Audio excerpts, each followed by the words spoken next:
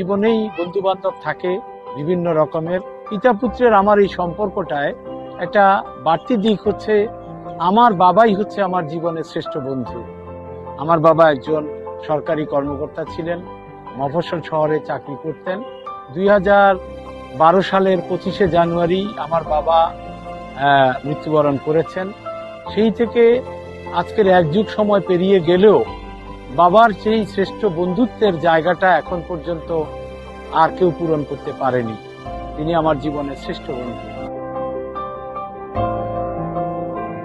আমরা 10 ভাই বোন, 5 ভাই 5 বোন, সীমিত সম্পদ, সীমিত আয়, সন্তানদের ভরণ পোষণ, তাদের পড়ালেখা, এটা বিস্তৃত প্রেক্ষাপটে তাকে অনেক পরিশ্রম করতে হয়েছে। তার একটা ফিলোসফি ছিল যে আমার গাড়ির চাইতেও আমার এক একটা সন্তান যদি শিক্ষা দীক্ষায় বড় হতে পারে তাহলে